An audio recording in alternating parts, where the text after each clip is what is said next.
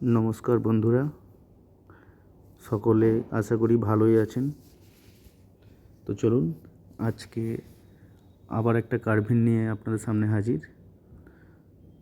রোজকার মতন কার্ভিনটা আজকে একটু আলাদা কিছু।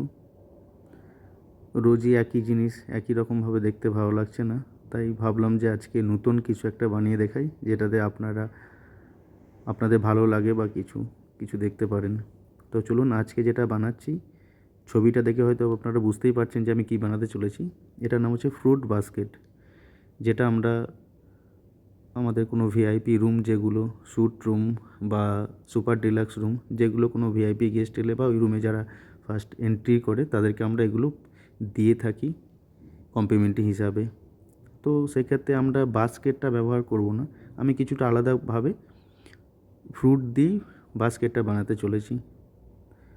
তো দেখুন, প্রথমত একটা পাখি আমি বানিয়ে নিচ্ছি, যেটার মধ্যে বাস্কেট, এটাই হচ্ছে বাস্কেট। তো সময় কম হিসাবে, যার জন্য ছোটোর মতন করে একটা বাস্কেট তৈরি করছি। তো দেখুন, প্রথমত পাখি বানিয়ে নিলাম এবং তার পাখির যে সমস্ত ডানা বা তার আনুষাঙ্গিকগুলো বানিয়ে নিচ্ছি। তো দেখুন, বুঝতে পারছেন আশা করি, পাখিটা মুখটা তৈরি হচ্ছে এবং যে বাকি অংশগুলো সেগুলো তৈরি হচ্ছে। দেখুন, অনেকটাই কাজ এগিয়ে গেছে আমার কার্ভিনটা।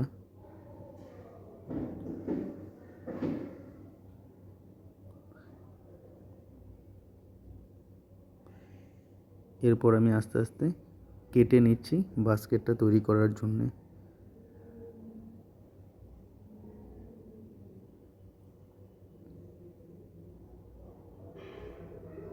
খুব সাবধানের মধ্যে কাটতে হচ্ছে, কারণ ওয়াটারমেলন খুব সফট জিনিস, তো একটু লাগলে সাইড থেকে ফেটে যাবে, পুরো ওয়াটারমেলনটাই নষ্ট হয়ে যাবে।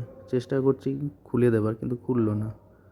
তো যার জন্য আবার নাইফ লাগিয়ে একটু কেটে নিচ্ছি। তো মনে পড়লো এই সাইডটা কাটিনি, তো আবার ওই সাইডটা কেটে নিলাম, তাতেও হলো না, অন্যরকমভাবে কেটে নিলাম একটু।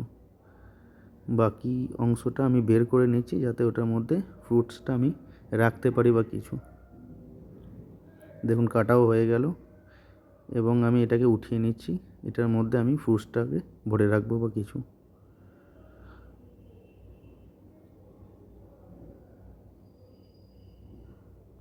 অবশিষ্ট অংশটাও উঠে গেল। এটার মধ্যেই ফ্রুটসগুলোকে আমি রাখবো, যাতে একটু জায়গা বানিয়ে নিই। হয়ে গেছে অলরেডি বানানো।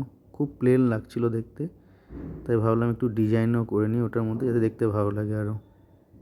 তো দেখুন, ডিজাইনের কাজটাও শুরু করেছি। কিছুই না, জাস্ট একটু করে দাগ দিয়ে দিচ্ছি, যাতে এটা আরও সুন্দর লাগে দেখতে বা আপনাদের বুঝতে সুবিধা হয়। তো দেখুন, অলরেডি স্টার্ট হয়ে গেছে। দু সাইডে একটু একটু করে দাগ মেরে দিচ্ছি, যাতে ওটা একটু ফুটে ওঠে বা কিছু দূর থেকে বোঝাও যায়। তো দেখুন, দু সাইডের কাজ অনেকটাই হয়ে গেছে।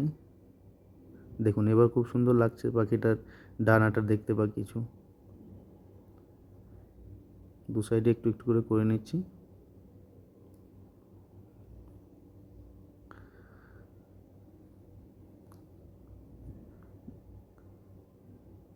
এবার খুব সুন্দর একটা পাখিতে পরিণত হলো, বা দেখতেও সুন্দর লাগছে। ওয়াটারমেলনটা ছোটো, আর একটু বড় হলে বোধহয় আরও একটু ভালো লাগতো। তো নেক্সট টাইম আপনাদেরকে আরও ভালো কিছু একটা বাস্কেট আমি বানিয়ে দেখাবো। দেখুন, পাখিটা অলরেডি হয়ে গেছে। এটাই হচ্ছে বাস্কেট। দেখুন, ফ্রুটসও ভরে দিলাম এবং ব্যানানা দিয়ে আমি ছোট্ট একটা ডলফিন বানিয়ে নিচ্ছি। দেখুন, অলরেডি বাস্কেট প্রায় শেষের মুখে। ছোট বাস্কেট বলে ফ্রুটসগুলো আঁটছিল না, আমি অনেকবার চেষ্টা করছিলাম, অনেকবার পড়েও যাচ্ছিল। তো বারবার চেষ্টা করার পরে লাস্টে ফাইনালি ডান করতে পারলাম। ওয়াটারমেলনটা খুবই ছোট ছিল, যার জন্য এই প্রবলেমটা হচ্ছিল। তো আশা করি বুঝতে পারলেন। যদি ভালো লেগে থাকে, লাইক, কমেন্ট, শেয়ার অবশ্যই করবেন। Thank you.